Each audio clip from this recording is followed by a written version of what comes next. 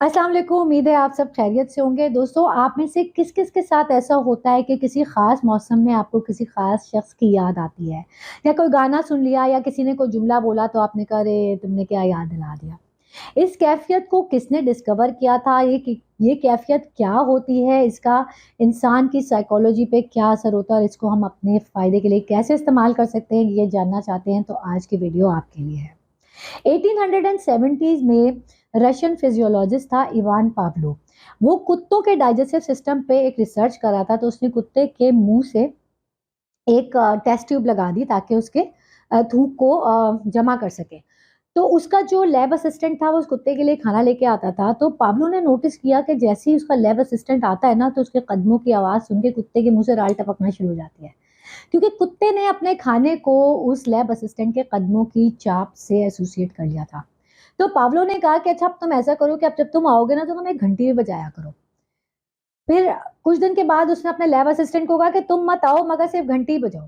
तो जैसे ही घंटी बजी तो वैसे ही कुत्ते के मुंह से फिर राल टपकना शुरू हो गई। इसका मतलब क्या हुआ कि कुत्ते ने अब अपने खाने को घंटी की आवाज से एसोसिएट कर लिया, क्योंकि घंटी की आवाज कदमों की आवाज से तेज होती है ना।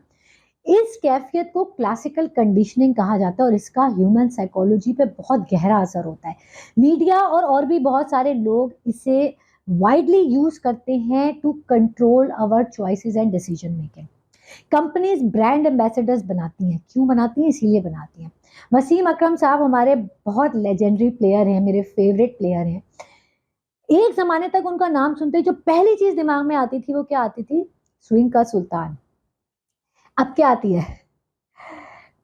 और वास्ट मेजोरिटी इन पाकिस्तान आज भी एरियल सिर्फ इसीलिए खरीदती है because it is recommended by Wasim अकरम।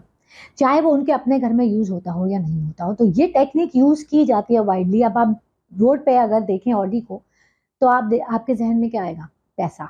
लेकिन अगर आप वीगो देखें या कोई भी फोर व्हील ड्राइव व्हीकल देखें तो आपके दिमाग में क्या आएगा? पावर। है ना? क्यों? क्योंकि मीडिया ने हमारे दिमागों में ये चीज़ डाली है। हम बड़े-बड़े सियासतदानों को, पावरफुल लोगों को, किसी-किसी फ़िल्म में बदमाशों को भी उतरते हुए देखते हैं ना, फोर व्हील ड्राइव व्हीकल से। तो हमारे दिमागों ने पावर को उस गाड़ी से एसोसिएट कर दिया है। अब इसको हम अपनी पॉजिटिविटी के लिए कैसे यूज़ कर सकते हैं? जब लोग इसको हम पर यूज़ करके हमारी डिसीजन मेकिंग को कंट्रोल कर सकते हैं, तो हम खुद क्यों नहीं कर सकते? सोचने की बात है ना ये। अब आपको बड़े-बड़े मैनेजमेंट गुरुज़ या मोटिवेशनल स्पीकर्स ये कहते हुए मिलेंगे कि देखो जो कुछ बनना चाहते हो ना ज़िंदगी में, वो अपने दिमाग में आज ही से सोचना शुरू कर दो। समझ लो मैं वो बन गया, है ना? वो आपको इसीलिए कहते हैं कि वो आपको क्लासिकल कंडीशनिंग की तरफ लेके जाना चाह रहे होते हैं। होता क्या है कि जब आप ऐसी किसी चीज़ को विजुअलाइज़ करते हैं ना, तो ज़ाहिर है उसमें आपका कोई ना कोई आइडियल ज़रूर होता है। फिर आप उस बंदे को सबकॉन्शियसली नोटिस करना शुरू कर देते हैं। Once upon a time in Mumbai आप में से किस-किस ने देखी है? उसमें क्या करता है वो? अजय देवगन के एक-एक मूव को नोट करता है, पानी का ग्लास कैसे पकड़ता है, पानी कैसे पीता है, बात कैसे करता है, चलता कैसे। नेगेटिव एग्ज़ाम्पल है मगर क्लासिकल एग्ज़ाम्पल है क्लासिकल कंडीशनिंग की। अब पॉजिटिविटी में फर्ज करें आप लीडरशिप पोजीशन पे जाना चाहते हैं, तो आप अपने आप को इमेजिन करना शुरू कर दें एज ए लीडर।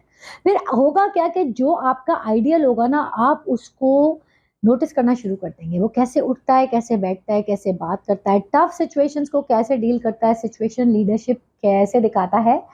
तो आहिस्ता-आहिस्ता आप में वो चीज़ें आप एडॉप्ट करना शुरू कर देंगे और दूसरों को आपकी परफ़ॉर्मेंस में ये नज़र आना शुरू हो जाएगा और आपके चांसेस उस पोज़ीशन पे जाने के लिए ज़्यादा ब्राइट और ज़्यादा पावरफुल हो जाएँगे देन द रेस्ट। मुझे सुनने का बहुत शुक्रिया। अल्लाह हम सबका हाफ़िज़ व निगहबान हो।